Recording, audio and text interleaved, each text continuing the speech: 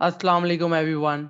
इस वीडियो में हम बात करेंगे पाकिस्तान स्टॉक एक्सचेंज की ऑनगोइंग परफॉर्मेंस के बारे में और पाकिस्तान स्टॉक एक्सचेंज के टेक्निकल लेवल्स को देखेंगे कि क्या हो सकते हैं और जो तेज़ी हुई है उसके ऊपर नज़र डालेंगे। तो इस वीडियो को एंड तक ज़रूर देखिएगा देखिएगा और अगर आप हमारे चैनल पे न्यू हैं तो इस चैनल को सब्सक्राइब करें और बेल आइकन को दबाना मत भूलिएगा जिससे आपको हमारी लेटेस्ट अपडेट सबसे पहले मिल सकेंगी। तो चलिए जल्दी से स्टार्ट करते हैं। आज सुबह से पाकिस्तान स्टॉक एक्सचेंज की जो वेबसाइट है थोड़ी-सी डाउन है, जैसे कि आप यहाँ पे देख रहे हैं कि काफ़ी बफरिंग कर रहा है और चार्ट लोड नहीं हो रहा। सो शुक्र है कि ये डेटा भी हमें मिल रहा है, तो हम इसके ऊपर जल्दी से अपना रिव्यू देते हैं। बेसिकली इंडेक्स ने आज काफ़ी ज़्यादा जो है तेज़ी दिखाई है, बहुत ज़्यादा तेज़ी जिसको हम कहें कि जैसे कि एक्सपेक्ट किया जा रहा था कि इंडेक्स के अंदर डाउन साइड लग सकती है और हमारी भी प्रेडिक्शन यही थी कि इंडेक्स के अंदर जो है वो वीकनेस आ रही है और इंडेक्स के अंदर डाउन साइड आ सकती है। लेकिन आज ओपनिंग के बाद जो फर्स्ट डे था इस वीक का उसके अंदर मार्केट ने जो है काफ़ी ज़्यादा बुल रन दिखाया है। इसको हम कह सकते हैं the big bull. So basically market ने 795.82 के साथ जो है वो क्लोजिंग दी है जो कि 1.87% एक दिन में मार्केट का गेन रहा है। अगर मार्केट के हाई की बात करें तो 43,316 का लेवल हाई बनाया मार्केट ने और लो 42,740 का जो कि लास्ट क्लोजिंग का लेवल था, मार्केट ने नीचे की तरफ नहीं गई है। अच्छा जी, अगर हम टॉप सिंबल्स की बात कर लें तो पीआरएल, हेस्कोल, एएनएल, पीआईबीडीएल, एमएलसीएफ ये वाली जो स्क्रिप्ट्स हैं ये काफ़ी ज़्यादा टॉप एक्टिव थे इन टर्म्स ऑफ ट्रेडिंग जो कि वॉल्यूमेट्रिक अगर आप साइट देखें तो 57.48 मिलियन पीआरएल में काम हुआ है और ज़्यादातर जो तेज़ी दिखाई गई है लास्ट वीक में भी और अभी भी वो हमारे रिफाइनरी सेक्टर्स के अंदर जो है बहुत ज़्यादा तेज़ी इसके अंदर रखी गई है। जैसे कि काफ़ी सारी स्क्रिप्ट्स हैं रिफाइनरी की हमारी जो मतलब हैं जैसे कि हमारे पास एनआरएल है, पीआरएल है, एटीआरएल है, सब में तेज़ी देखी गई है। ओएमसी सेक्टर के अंदर भी स्लाइटली तेज़ी देखी गई है, एएनएल, पीआईबीटीएल और सीमेंट सेक्टर के अंदर भी सेम और टेक्नोलॉजी सेक्टर तो मतलब कमाल धमाल और मतलब सब कुछ, ठीक है? तो टेक्नोलॉजी सेक्टर काफ़ी ज़्यादा ऊपर चल रहा है। तो टेक्नोलॉजी सेक्टर के अंदर अभी एंट्री लेवल तो बिल्कुल एक्सपेक्ट नहीं किया जा सकता है बिकॉज़ काफ़ी ऊपर आ चुका है। तो अगर इस लेवल पे आके अगर आप एंट्री लेने के लिए जाते हैं, तो उस टाइम पे ये हो सकता है कि जिस टाइम पे आप एंट्री लें तो उस टाइम से स्टॉक के अंदर जो है वो थोड़ी बहुत करेक्शन आने लग जाए। तो ये तो सभी जानते हैं कि काफ़ी ज़्यादा रैली हो चुकी है और आज के इस बुल रन ने सॉर्ट ऑफ ब्रेकआउट दिया है, वो अभी चार्ट के ऊपर हम देखेंगे। उस ब्रेकआउट के बाद अभी क्या लगता है किस तरह से होता है, तो वो भी डिस्कस करते हैं। और इससे आगे बढ़ने से पहले हम फिपी-लिपि का चार्ट देखते हैं कि फिपी-लिपि का जो डाटा आज आया है, वो क्या कहता है हमें। तो आप जैसे कि यहाँ पे देख सकते हैं फिपी-लिपि के डाटा को तो तकरीबन जो आज बाइंग हुई है नेट फॉरेनर्स की तरफ से, तो फॉरेन कॉर्पोरेट्स ने जो है वो बाय ज़्यादा किया है फॉरेन इंडिविजुअल और ओवरसीज़ पाकिस्तानी के अगेंस्ट में 0.41 मिलियन डॉलर्स की वर्थ के शेयर्स की बाइंग जो है वो नेट बाइंग हुई है, जबकि सेलिंग जो है वो लोकल साइड के ऊपर रही है। अब अगर हम इस सेलिंग में लोकल साइड पे भी देखें तो मेजर जो बायर है वो कौन है? मेजर बायर है वो आपका इंडिविजुअल है, ठीक है? ये जो पार्ट है इस चीज़ का ये बहुत ही इम्पोर्टेंट है इसके लिहाज से बिकॉज़ के जो मैसिवली बाइंग हो रही है वो कोई बड़ा जायंट प्लेयर नहीं कर रहा है वो बल्कि आपके जो फॉरेन इंडिविजुअल्स हैं वो बाय कर रहे हैं और उन्होंने भी अदर्स के अंदर ज़्यादा बाइंग की है अपनी मेजॉरिटी ऑफ द बाइंग और उसके बाद उन्होंने अपनी पोजीशन बिल्डअप की है टेक्नोलॉजी सेक्टर में और टेक्नोलॉजी सेक्टर के अंदर सबसे ज़्यादा ह्यूज सेलिंग जो है वो की है ब्रोकर्स की तरफ से हुई है टेक्नोलॉजी के अंदर, ठीक है? यहाँ पे हम क्लियरली देख सकते हैं। और अगर हम यहाँ पे देखें कि सबसे ज़्यादा ह्यूज सेलर कौन था आज की मार्केट में जब मार्केट इतनी तेज़ी के अंदर थी कि मार्केट के अंदर 700 पॉइंट और 800 पॉइंट की पॉजिटिव रैली जो है वो बनने को देखने को नज़र आई। तो यहाँ पे आप देख सकते हैं कि ब्रोकर जो थे वो टॉप मोस्ट सेलर की लिस्ट के अंदर आ रहे हैं जिन्होंने 2.44 मिलियन डॉलर्स की वर्थ के शेयर्स जो हैं वो सेल आउट किए। जबकि बैंक्स पॉजिटिव थे और म्यूचुअल फंड ने स्लाइटली बाइंग की और म्यूचुअल फंड ने अपनी जो मैसिव पोजीशन है वो बिल्ड की है फर्टिलाइजर सेक्टर के अंदर और जो मैसिव सेलिंग है वो की है अदर सेक्टर के अंदर, ठीक है? उसके बाद इंश्योरेंस कंपनीज भी सेलिंग है जब मार्केट इतने ऊपर जा रही है, तो यहाँ पे बाइंग करने के बजाय जो हमारे बिग जाइंट्स हैं वो सेलिंग कर रहे हैं और इंडिविजुअल जो है बाय कर रहे हैं। अब इस इंडिविजुअल में छोटे रिटेल इन्वेस्टर भी होते हैं और उसके साथ साथ जो है थोड़े जो हाई नेटवर्थ क्लाइंट्स होते हैं वो भी आ जाते हैं इंडिविजुअल्स के अंदर। लेकिन कोई बड़ा जो जाइंट प्लेयर है जैसे बैंक्स, डीएफआईज, ब्रोकर्स, आपकी इंश्योरेंस कंपनीज जिनकी होल्डिंग पावर काफी ज्यादा होती है, म्यूचुअल फंड्स, तो ये बेसिकली बाय नहीं कर रहे हैं, ये अपने पोर्टफोलियो को सेल ऑफ कर रहे हैं या बहुत ही माइन्यूट सी बाइंग की है, ज़्यादा बाइंग नहीं की है। और प्रॉफिट टेकिंग भी म्यूचुअल फंड की तरफ से होती हुई यहाँ पे आपको दिख रही है। ठीक है, ये बहुत ही इंपॉर्टेंट चीज़ है। चलिए अब चलते हैं हम हमारे टेक्निकल चार्ट की साइड के ऊपर और देखते हैं टेक्निकल चार्ट के अंदर जो है क्या लगता है। So let's move on to this.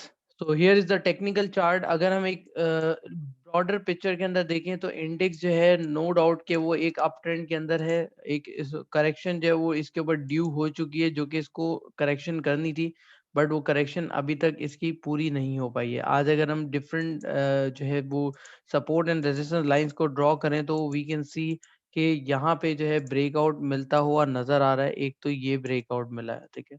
दूसरी चीज़ ये है कि अगर हम इसकी सपोर्टिव लाइन भी क्रिएट कर लें यहाँ से, तो this must be a supportive line. अच्छा, दूसरी चीज़ ये है कि यहाँ से भी इंडेक्स ने ऑलमोस्ट ब्रेकआउट दिया है। ये वाला अगर एरिया देखें तो multiple breakout horizontal and trend line breakout जो है वो इसको यहाँ पे मिला है और साथ में वॉल्यूम भी यहाँ पे लगा है। ठीक है, रिलेटिवली अगर देखा जाए तो वॉल्यूम का ट्रेंड भी जो है वो पॉजिटिव रहा है अभी लास्ट 17 नवंबर के ऑनवर्ड। तो यहाँ से चीजें थोड़ी सी साफ लग रही हैं, बुलिश लग रही हैं। जैसे कि हमारी जो प्रिडिक्शन थी पहले, वो थी इन ग्राउंड्स पे कि यहाँ पे जो थोड़ी बहुत कंसोलिडेशन हो रही थी और वीकनेस नजर आ रही थी उस बेसिस के ऊपर।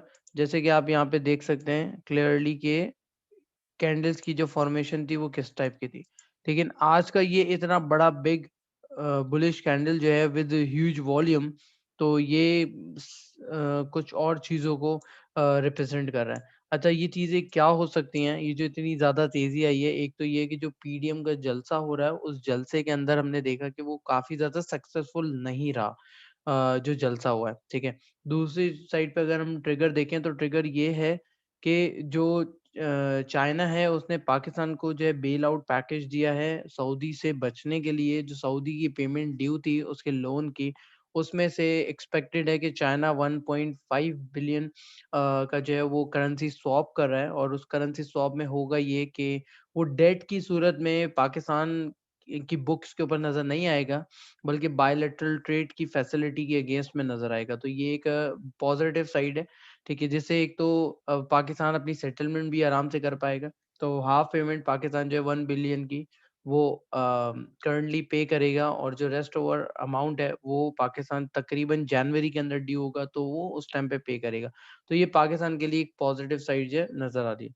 दूसरी चीज ये कि कोविड की जो वैक्सीन है उसका फाइनलाइजेशन फेज था तो वो भी कंप्लीट हो चुका है। शिपमेंट जो है वो ऑलमोस्ट रेडी है, जो कि आगे होती जाएगी डिफरेंट कंट्रीज के अंदर। जैसे कि सुबह में एक न्यूज़ थी, उस न्यूज़ में ये चीज़ बताई गई थी कि जो भी मुल्क जो हैं वो जो कमज़ोर हैं, जो वीक मुल्क हैं, तो उनमें वैक्सीन की जो डिस्ट्रीब्यूशन होगी वो लास्ट में जाएगी और जो वेल्दी मुल्क हैं इन टर्म्स ऑफ इकोनॉमी के पॉइंट ऑफ व्यू से तो उन्हें पहले मिल जाएगी।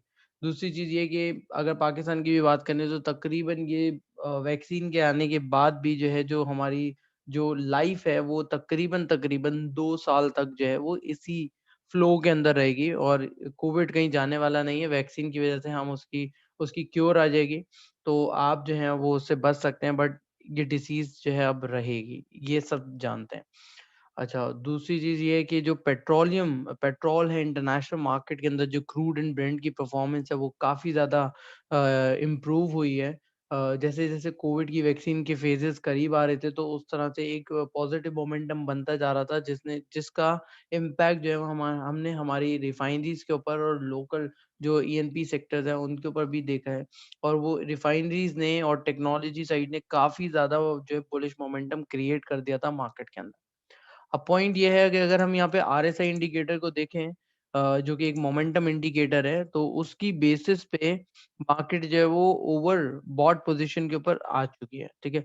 अब यहाँ पे 2 चीज़ें होती हैं कि अगर सिर्फ़ और सिर्फ़ हम इंडिकेटर के ऊपर रिलाई करते हैं, तो इंडिकेटर हमें फ़ॉल्स स्टेटमेंट भी दे सकता है, तो इसका मतलब ये है कि हम 100% रिलाई यहाँ पे नहीं कर सकते।